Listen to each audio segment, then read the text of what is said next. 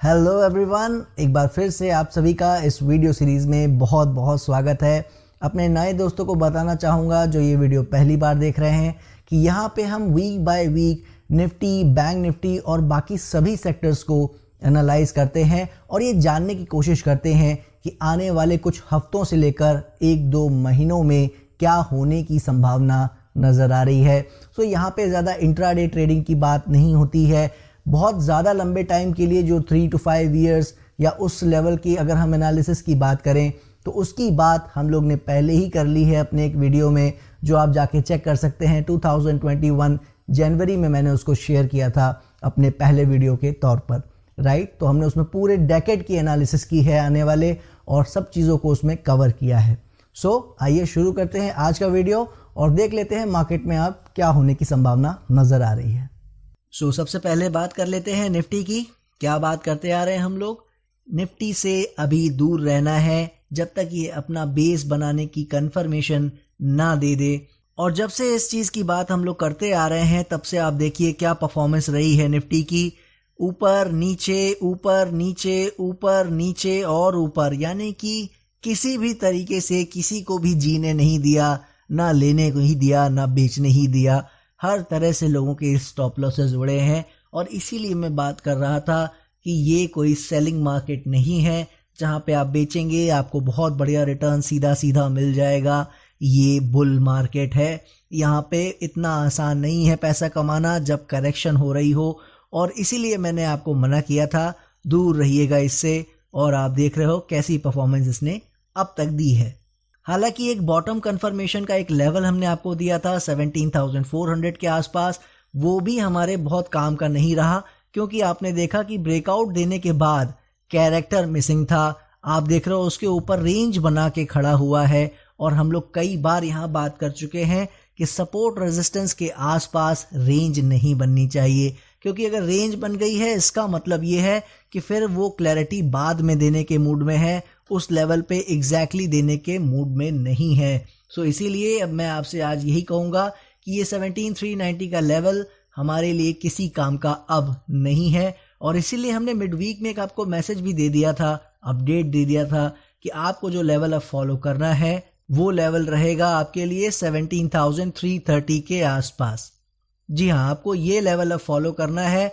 अब अगर इसको अच्छा करना है तो ये यहीं से ऊपर चला जाना चाहिए, वरना अगर ये किसी भी तरीके से वापस आता है, इस लेवल के नीचे ब्रेक करता है, 2-3 आवर्स की सस्टेनेबिलिटी दिखाता है, गैप फिल करता है, तो फिर आप ये ध्यान रखिए कि ये क्या करेगा, एक नया लो लगाने जा सकता है फिर, राइट। सो इसीलिए अब जो भी दोस्त पोजीशन बनाना चाहते हैं उनको यही सजेस्ट करूंगा, अब इसी लेवल को फॉलो करें, इसके नीचे चले बिल्कुल कोई पोजीशन नहीं रखनी है। रेजिस्टेंस जो अगला मिलेगा आपको बता ही रखा है, यही वो जोन है 18,000 18,300 के आसपास, इस पे ही जाके फिर रुक सकता है, तब तक तो कोई प्रॉब्लम है ही नहीं। सो जिन्होंने भी पोजीशन बनाई है बनाए रखें, बाकी इससे फिलहाल दूर रहें। और अब आ गए दोस्तों बैंक निफ्टी के चार्ट पर, और आप देख रहे हो क्या लेवल हमने दिया था निफ्टी की तरह। यहाँ पे हमने जो कंफर्मेशन लेवल दिया था 37,400 के आसपास, वहीं से करेक्शन आता आपको नजर आया, यानी इसमें उस तरह का कोई कंफर्मेशन का प्रॉब्लम अभी आया ही नहीं है, कोई कंफ्यूजन इसमें है ही नहीं। सो इसमें क्या करना है, बहुत ही सिंपल है, इसी लेवल के ब्रेकआउट करने का वेट करना है जब तक इसके ऊपर कोई कैरेक्टर ना मिल जाए, 3-4 आवर की proper sustainability with proper character ना दिख जाए, तब तक बैंक निफ्टी से बिल्कुल दूर रहना है। किसी तरह की कोई भी इफ और बट इसमें नहीं है। और ये रहा फार्मा सेक्टर का चार्ट दोस्तों। जैसा आपको याद होगा हम लोग इसमें बात करते आ रहे हैं, जब तक 14,200 के ऊपर चलने ना लगे बिल्कुल इससे दूर रहना है। और जैसा कि हम लोग ने बात किया था कि लेवल ब्रेक कर गए हैं, फिर भी ये ज़्यादा नीचे चला जाएगा, इसकी संभावना बहुत कम है। और आप देख रहे हो ना ही ये ऊपर जा पा रहा है और ना ही ये नीचे जा पा रहा है, राइट। सो इसीलिए इसमें भी कोई बात ना बढ़ाते हुए बस यही कहूँगा, अभी फिलहाल 14,200 लेवल को फॉलो करें, इसके ऊपर चले तभी काम करने की कोशिश करनी है। लेकिन ये मैं ज़रूर कहूँगा कि इसमें बहुत ज़्यादा नीचे के चांसेस बिल्कुल भी नहीं है। और इसी के साथ अगर केमिकल सेक्टर की बात करें तो केमिकल सेक्टर ने भी निराश नहीं किया है। वो कोई बहुत नीचे जाता नजर नहीं आ रहे हैं उसके स्टॉक, सिंपली करेक्शन चल रहा था जो फार्मा में चल रहा है। और मैं बात करता आ रहा हूँ मिसलिनियस परफॉर्मेंस उसमें जारी है, आज भी कोई चेंज नहीं है। बिल्कुल जिनके जुलाई अगस्त के लोज इंटैक्ट हैं उन स्टॉक्स को होल्ड करें और किसी तरह की प्रॉब्लम केमिकल सेक्टर में भी नहीं है।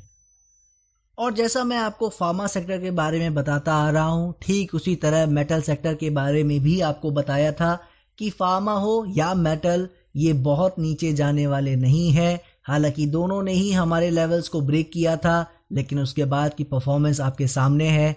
कहीं ना ऊपर जा पा रहे हैं ना नीचे जा पा रहे हैं, सेम सिचुएशन फार्मा जैसी है। और इतना ही नहीं, बहुत अच्छा बाउंस भी आपको लास्ट 1-2 वीक्स में देखने को मिला है। सो इसमें भी आपका बिना टाइम वेस्ट किए इतना ही कहना चाहूँगा, ये बहुत नीचे जाने वाला नहीं है। और जो फ्रेश पोजीशन की हमें ट्राई करनी है वो 5900 के ऊपर हम बिल्कुल कर सकते हैं, इसी के हिसाब से इसको देखना है।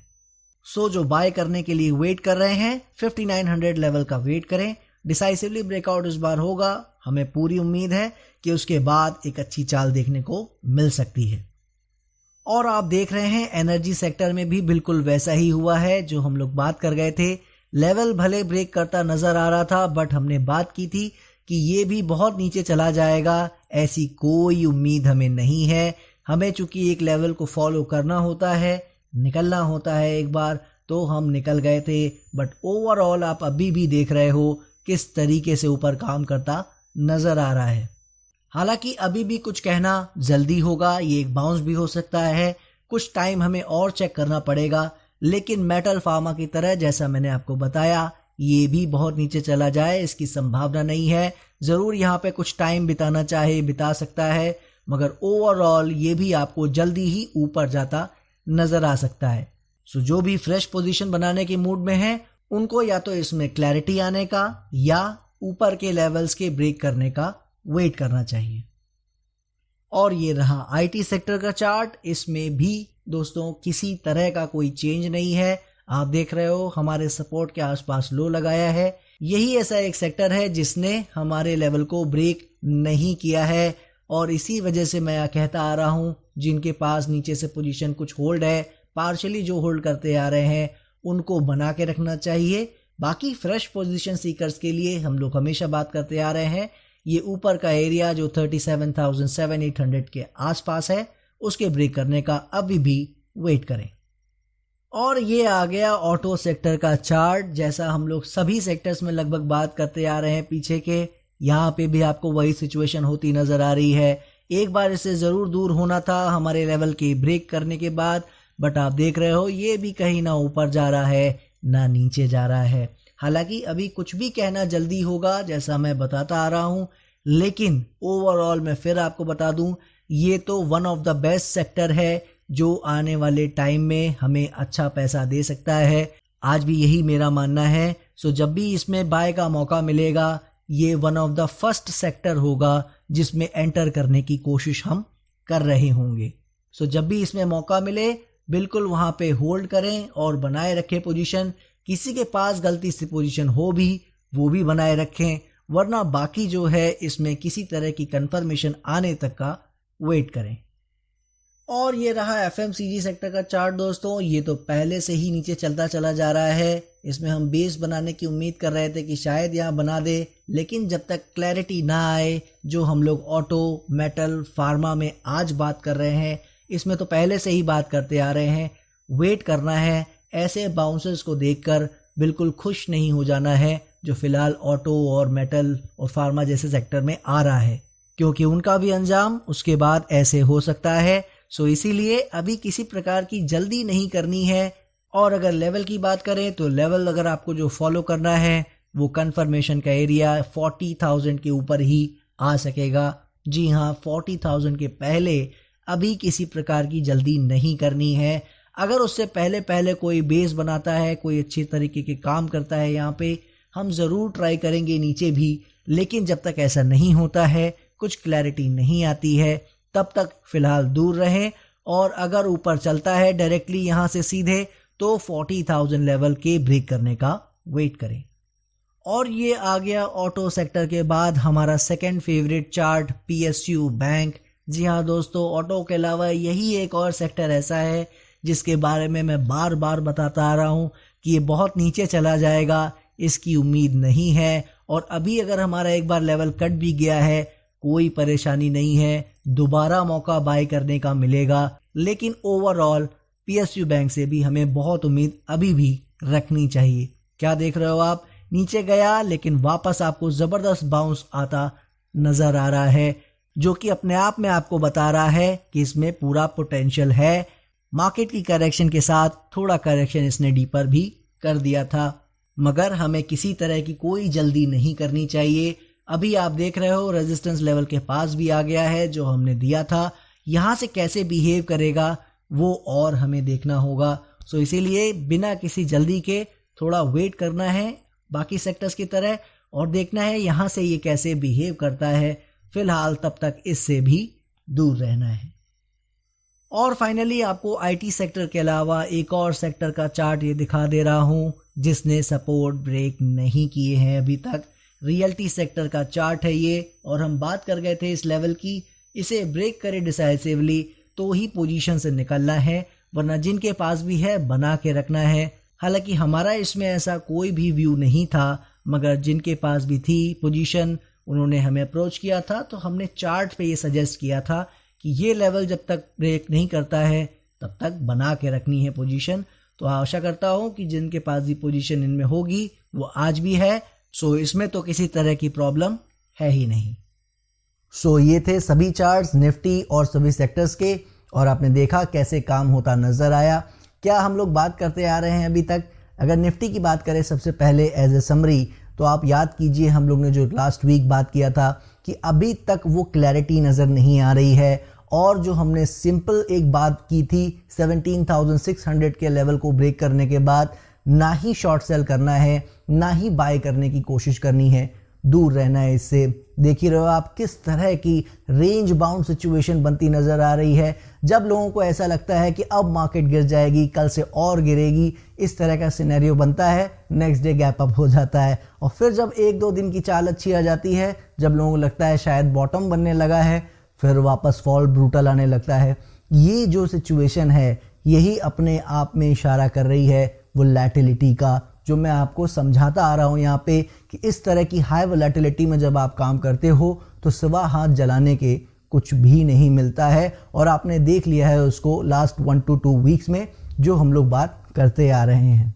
और जब हमें ऐसी क्लैरिटी आई कि यहाँ पे एक लेवल मिल गया है हमें, जो हमें ये इशारा कर सकता है शायद कि अब अगर ये लेवल ब्रेक करेगा तो 16,800 के आसपास जो लो लगा है वो एक शॉर्ट टर्म बॉटम की तरह काम कर सकता है, उसकी एक संभावना नजर आई। हमने आपको लेवल शेयर किया था, वो क्या था, वो 17,380-400 के आसपास। क्या देखा आपने कि उसके ऊपर निकला जरूर, मगर वहां पे एक रेंज बाउंड फिर से बनाता आपको नजर आया। और सरप्राइजिंगली हर बार जो लो लगे हैं आप जाके चेक कर सकते हो, 380 का ही लो लगा है उसके बाद से, जब से 380 के ऊपर गया है, राइट। सो इसीलिए अब इसका क्या मतलब है, अच्छा कर जाएगा?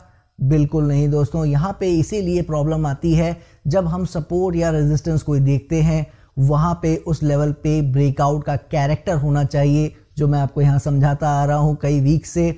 और वो कैरेक्टर अगर ना हो तो वो ब्रेकआउट का कोई भी मीनिंग नहीं होता है। जैसे अगर लोगों को कैंडल स्टिक की कुछ नॉलेज हो, तो अगर ब्रेकआउट के बाद 4, 5 या 10 डोजीज भी बन जाएं, यानी 10 डेज तक सिर्फ डोजीज यानी इनडिसाइसिव कैंडल्स बनती रहें, उसका कोई भी मीनिंग नहीं है ब्रेकआउट का। क्योंकि फिर एक दिन ऐसा आएगा जब एक डिसाइसिव मूव आएगा ईदर अप और डाउन, वो उस सारे 10 डेज के मूव को कैंसिल कर देगा। इसीलिए उन्हें इनडिसाइसिव कैंडल्स कहा जाता है, जो छोटी और बिना किसी ट्रेंड को डिसाइसिव दिखाते हुए बनती हैं, राइट। वही चीज होती नजर आ रही है। आप देखोगे डेली चार्ट पर आपको सिवा डोजीज के कुछ भी नहीं मिलेगा, छोटी छोटी कैंडल बनती नजर आ रही हैं, और वही इसी कारण से रेंज आपको दिखाते नजर आ रहे हैं। सो इसका क्या मतलब है? इसका मतलब ही यही है कि जो 380-400 का लेवल हमने आपको दिया था ब्रेकआउट के लिए, वो काम करता नजर नहीं आ रहा था। और इसीलिए हमने आपको एक लेवल दिया था कि अब आप वो ब्रेकआउट का लेवल छोड़ के एक सपोर्ट लेवल फॉलो करें कि अगर वो ब्रेक कर जाएगा तो फिर संभावना बढ़ जाएगी कि वो जो बॉटम लगा है अभी शॉर्ट टर्म का 16,800 के आसपास, वो फिर एक बार ब्रेक करने या उसके आसपास ज़रूर जा सकता है। क्या लेवल दिया था आपको? 17,330 के आसपास, जो आपको टेलीग्राम पे शेयर किया था हमने कि अब इसको फॉलो कीजिए, 380 को छोड़ दीजिए। अगर यहीं से बढ़ती चली जाए मार्केट तो एक छोटा शॉर्ट टर्म का सपोर्ट आपको मिल गया एकदम इमीडिएट, उसके बेस पे आप काम कर सकते हैं। वरना अगर ब्रेक करेगा तो ये सिंपली हमें पता लग जाएगा कि वो रेंज या डाउन ट्रेंड कंटिन्यू हो गया है, राइट। सो इसीलिए हमने वो लेवल शेयर किया और आपने देखा है वो अभी तक ब्रेक नहीं हुआ है, उसी के ऊपर मार्केट फिलहाल काम करती नजर आ रही है। सो इन सारी बातों का क्या मतलब निकलता है? लेवल पहले जो दिया ब्रेकआउट का वो काम नहीं किया, और अब जो सपोर्ट दिया है वो काम करेगा या नहीं करेगा उसकी भी कोई क्लैरिटी नहीं है।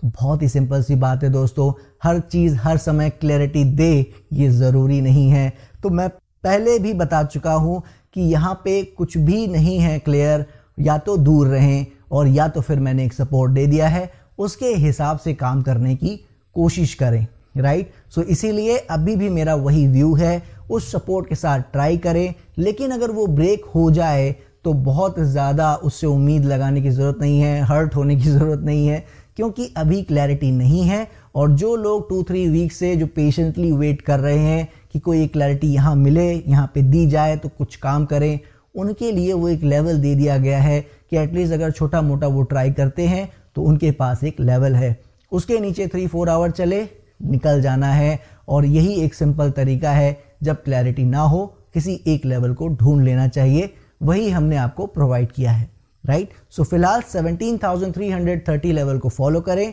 उसके नीचे 3-4 आवर की सस्टेनेबिलिटी आ जाए बिल्कुल निकल जाना है।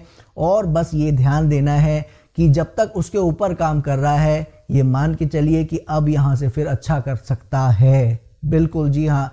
क्योंकि आपने देखा कि निफ्टी ने चाहे बहुत अच्छा कुछ क्लैरिटी दी हो या ना दी हो, आप जाके सेक्टर्स को देखिए। सेक्टर्स पे बात करने से पहले बैंक निफ्टी को आपको बताना चाहूँगा कि बैंक निफ्टी ने भी एक बाउंस देने की कोशिश की, मगर हमारे रेजिस्टेंस से लौट गया है। उसमें ऐसा कंफर्मेशन का कोई कंफ्यूजन ही नहीं आया है, वो अभी हमारे रेजिस्टेंस जो हमने दिया था उसी को टच करके नीचे आया है, राइट। सो यानी कि जब अगर यहाँ से अगर निफ्टी चलती है तो प्रोबेबिलिटी है ही है कि आपको बैंक निफ्टी भी ब्रेकआउट देता आगे नजर आएगा। सो जब चीज़ें होंगी तो दोनों की एक साथ हो जाएंगी।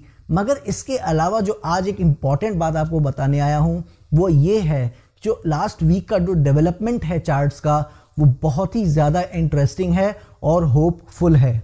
जी हाँ, इसका मतलब ये है कि अगर ये इंडेक्सेस लो के आसपास दोबारा जाते भी हैं, अगर ये इंडेक्सेस लो के थोड़ा नीचे भी जाते हैं यहाँ से, मैं ये मान के चल रहा हूँ, तो भी ये अब बहुत नीचे नहीं जाएंगे, जिसका डर मुझे पहले था कि शायद अगर वोलेटिलिटी में ये बहुत नीचे चले जाएं 16,200, 16,000 या उसके भी नीचे, वो डर धीरे धीरे कम हो रहा है। लेकिन जैसा मैंने फिर बताया अभी भी डेटा कम है, तो उसके लिए मैं आपको बहुत ही ज़्यादा कॉन्फिडेंटली नहीं कह सकता। लेकिन जिस तरह से सेक्टर्स काम कर रहे हैं, खासकर आपने अगर देखा हो मीडिया सेक्टर के स्टॉक्स अच्छे से निकलते नज़र आ रहे हैं, उन्होंने अच्छा करना शुरू कर दिया है। ऐसा बेयर मार्केट का साइन नहीं होता है दोस्तों। सो ये याद रखिएगा, जो सेक्टर्स काम कर रहे हैं वो बहुत ही अच्छे तरीके से होल्ड कर रहे हैं। स्टॉक्स में भले आपको अभी ना नज़र आ रहा हो, मगर शायद इन्हीं एरियाज़ में लो बनते नज़र आ सकते हैं आने वाले टाइम में। सो निफ्टी में एक ऑलरेडी हमें लेवल मिला हुआ है। सेक्टर्स मैंने आपको बता दिया, ऑटो और पीएसयू बैंक मेनली, और इन दोनों के अलावा अगर पहले कोई 2 सेक्टर नाम मेरे मन में आते हैं तो वो है एनर्जी एंड फार्मा, राइट। सो इन दोनों चारों सेक्टर्स पे आप थोड़ा ध्यान रखें, और इनमें कहीं भी अच्छी आपको परफॉर्मेंस दिखे किसी स्टॉक में, उसको नज़रअंदाज ना करें। छोटे मोटे स्टॉप लॉस से छोटी क्वांटिटी में ट्राई करने की कोशिश हमें अब करनी शुरू कर देनी चाहिए। देखिए, 1-2 स्टॉप लॉसेस हो जाने से अगर कोई निराश हो जाता है तो मेरी नज़र में उसको दूर रहना चाहिए। हर एक के ट्रेडिंग का अपना एक स्टाइल होता है, लेकिन जिसको एक आदत है कि छोटा छोटा रिस्क लेके बड़ा गेन पाने की, उसके लिए यही समय है छोटे छोटे रिस्क लेके बड़ा गेन पाने की कोशिश करने की। क्योंकि अगर यहीं लो लग जाएंगे तो फिर यहीं लो लग जाएंगे और मार्केट यहीं से बढ़िया करती नजर आएगी आपको आने वाले 1 to 2 वीक्स में। और अगर यहाँ से करेक्शन का साइज बढ़ेगा तो बिलीव मी फिर आपका दिसंबर भी पूरा जाएगा और हो सकता है आपका जनवरी भी पूरा इसी करेक्शन में चला जाए, राइट। सो इसीलिए यहाँ पे ट्राई करना वर्थफुल है। हालांकि सेक्टर स्पेसिफिक या स्टॉक स्पेसिफिक में आपको बिल्कुल कॉन्फिडेंस से नहीं कह सकता किसमें करें, लेकिन अगर आप स्टॉक्स पे थोड़ा ध्यान दें, जिसकी बात मैंने टेलीग्राम में आपको की थी, आपको नजर आ जाएगा कुछ एक स्टॉक में हलचल शुरू हो गई है और वो ऊपर चलने की कोशिश करते नजर आ रहे हैं। सौ बात की एक बात यही है दोस्तों कि अभी वो घबराहट का जो माहौल है वो धीरे धीरे कम होता जा रहा है। मार्केट भी आप देख रहे हो कूल ऑफ होने का ट्राई कर रही है, लेकिन चूंकि बहुत ज़्यादा क्लैरिटी नहीं है, हम आज ये कॉन्फिडेंटली नहीं कह सकते कि go ahead and buy fully, वो चीज़ नहीं आई है अभी। तो इसीलिए हमें क्या करना है, अग्रेसिव प्लेयर वाले जो कैटेगरी वाले प्लेयर हैं उनको ट्राई करना शुरू कर देना चाहिए। छोटे स्टॉप लॉस, छोटी क्वांटिटी और बिल्कुल जंप करने की कोशिश करनी चाहिए। सेक्टर्स के नाम कुछ एक मैंने आपको बता दिए हैं, लेकिन याद रखिएगा यहाँ से सेक्टर के नाम उतने ज़्यादा मैटर नहीं करेंगे क्योंकि करेक्शन काफ़ी अच्छा हो चुका है, तो चाल सब में आने की संभावना बनी हुई है। आप सोचिए मीडिया सेक्टर जैसा स्टॉक्स जो मेरे को कभी पसंद नहीं आया, जिनकी बात मैं कभी करना पसंद ही नहीं करता, मेरा पर्सनल कोई उसमें इंटरेस्ट नहीं है, आप सोचिए वो मैं आज आपको बताता नज़र आ रहा हूँ कि वो अच्छा करते नज़र आ रहे हैं, उनमें ट्राई करने की कोशिश करनी है अगर करनी है तो। सोचिए आप, तो इस लेवल का करेक्शन हो चुका है कि सारे ही सेक्टर टोटली फ्रस्ट्रेटेड हो गए हैं और शायद चलने को पूरी तरीके से तैयार नज़र आ रहे हैं। सो इसीलिए चूंकि क्लैरिटी नहीं है, छोटे छोटे स्टॉप लॉस से ट्राई करना है।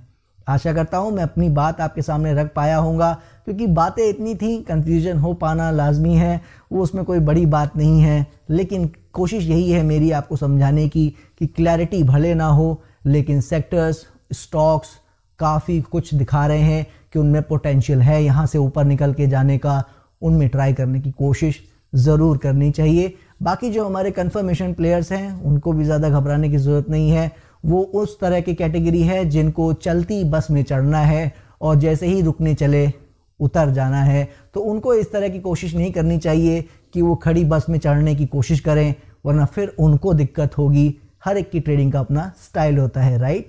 तो वो कंफर्मेशन वाले जो प्लेयर्स हैं वो अभी भी वेट करें, मैं उनको ज़रूर यहाँ बताने की कोशिश करूँगा जब भी किसी सेक्टर में क्लैरिटी आती नज़र आएगी, राइट। सो फिर मिलते हैं नेक्स्ट वीक। आशा करता हूँ हमारा वीडियो आपको पसंद आ रहा होगा। पसंद आ रहा है तो प्लीज़ इसे लाइक कीजिए, दूसरों से शेयर करना मत भूलिएगा, क्योंकि ये फैमिली तभी बढ़ेगी, मुझे जो मोटिवेशन है वो तभी मिलेगा जब हमारे व्यूज़, हमारे लाइक्स बढ़ेंगे। बहुत ही क्लियर है दोस्तों, उसमें कोई भी डाउट नहीं है, राइट। सो प्लीज़ इसे शेयर कीजिए दूसरों से, और सब्सक्राइब का बटन अगर आपने अभी तक नहीं दबाया है उसको दबाना मत भूलिएगा। फिर मिलता हूँ आपसे नेक्स्ट वीक, तब तक के लिए जय हिंद।